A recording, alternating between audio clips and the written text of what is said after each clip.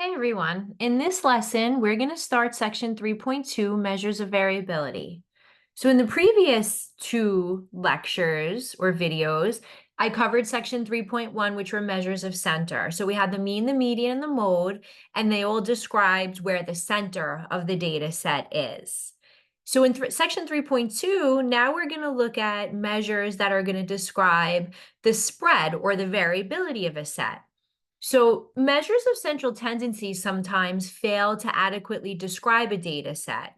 Sometimes it's necessary to look at additional descriptive measures, such as measures of variability, which are going to measure the spread of a distribution. And that's going to enhance our ability to describe the main characteristics of a distribution. And before we talk about the first measure, which is the range, I'm going to give you an example. So let's look at the whiteboard for a minute.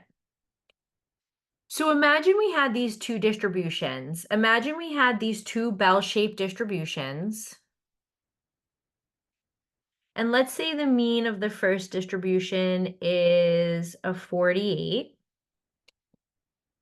And I'll call this distribution A. Versus, let's look at another bell-shaped distribution. And it also has a mean of 48, and I'll call this distribution B. So if we had to compare these two distributions, they're both bell-shaped and they both actually have the same center, right? They both have a center of 48. But what is the most obvious to you in terms of what's different about these two distributions? We could tell what's similar, right? The shape and the middle.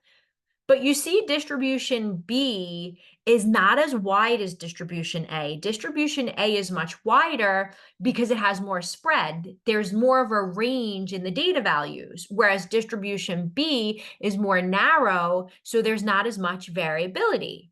So if I didn't know about the variability, right, the mean alone doesn't tell me everything. So I think this is a good example as to why sometimes it's nice to not only look at the center of a distribution, but the spread as well.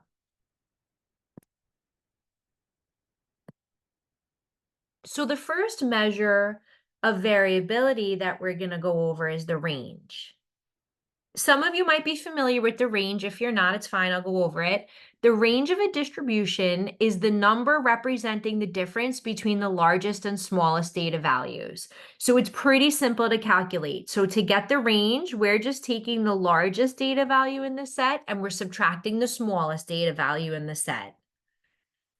The range is nice because it provides a quick method of describing the variability of a distribution, since it only relies on the extreme values of a distribution, meaning the largest and the smallest data value. However, the range doesn't take into consideration the value of all the data values when measuring the variability of a distribution. And you'll see what I mean when we do example 6. So let's look at example 6. So in example 6, I have two students, student A and student B, and both of them have their math test grades. Let's say for the whole semester, this is the grades that they got in math. So student A got a 50, a 70, 70, 70, 70, 70, and a 90. Student B got a 50, a 55, 62, 70, 78, 85, and a 90. So what I want you to do is calculate the mean test grade for each student. And the mean I taught you back in section 3.1, right? The last two lectures covered the mean. So student A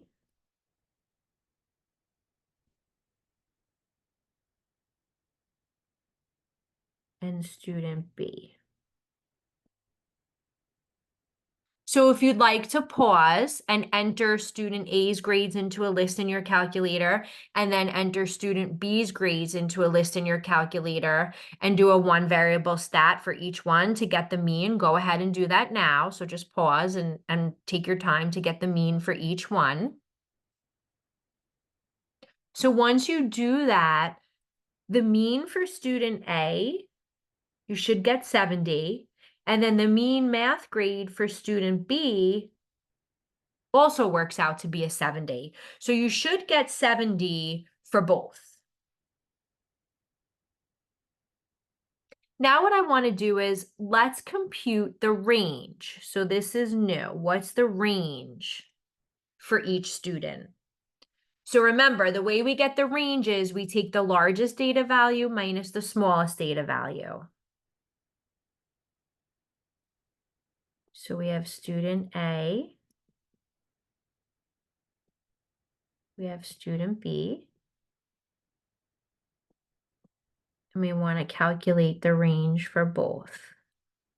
So the highest score for student A is a 90, and we're going to subtract the minimum value for student A, which is a 50. So 90 minus 50 is going to be 40. And then for student B, we're going to do the same thing. Take the largest data value in the set, which is also a 90, and minus the smallest data value in student B's set, which is a 50. And 90 minus 50 is also a 40. So actually, both students have the same mean and the same range, right? They range about 40 points between the lowest grade that they got in their math class and the highest. It spans about 40 points. And the center of both distributions is the same. It's about a 70. So just by looking at part A and part B, these students look exactly the same, right? They look like similar test takers. So imagine we couldn't see the data sets and we were just looking or comparing their mean and their range, they look the same. But let's actually examine the variability of the test grades for both students. Do you believe, so I'm looking at part C now, do you believe that the grades for both students have the same variability? And explain. So if we compare both students now, they're not similar, right, in the way they take tests. They might have the same mean and the same range, but which student tends to be more consistent? In other words, which one has less variability? It's going to be student A, right? Because if you look at student A, yes, student A got a 50 and a 90, but look across the board, they're very consistent. Not a lot of variability in their grades, 70, 70, 70, 70, 70, right? Whereas student B, there's a lot more variability in their grades. It goes from 50, 55, 62, 70, 78, 85, 90. So there's not that consistency. So the answer to part C is going to be no, they don't have the same variability since student A has more consistent grades.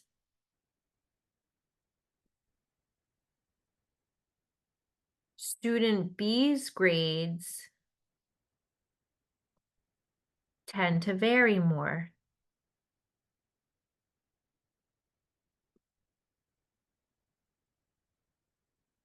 So then that brings us to part D. Do you think that the range is a completely adequate way of distinguishing between the variability of these two test grade distributions? Explain your answer. So the answer is going to be no. The range is not a completely adequate way of distinguishing between the variability of these two grade distributions, meaning does the range tell us in this case which student had more variability or more spread within their grades? And it doesn't, right? Because the range was the same for both students. It's a 40. Yet, if we actually examine all the data values in the set, student A has less variability and more consistency. But the range doesn't tell us that. And the reason is because the range only uses two data values in the set, right? It only uses the highest number in the set and the lowest. It doesn't take into consideration the other data values in the set. So let's write that down. So no,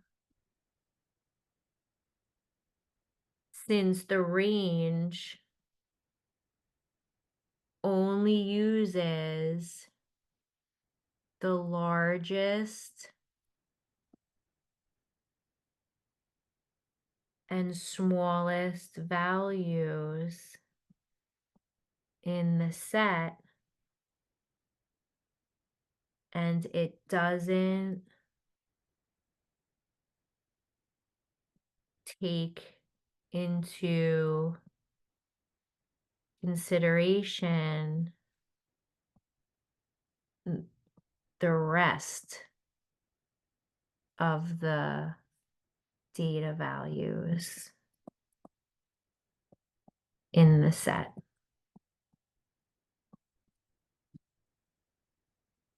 So the range is nice to give us a quick idea about the overall spread in the distribution by taking the highest data value and subtracting the smallest data value, but it doesn't use all the numbers in the set. So it's not the most adequate way of distinguishing between the variability in two sets, as we could see with this example, because student A had more consistency and less variability than student B. Student B's grades tended to vary more, even though they both had the same range.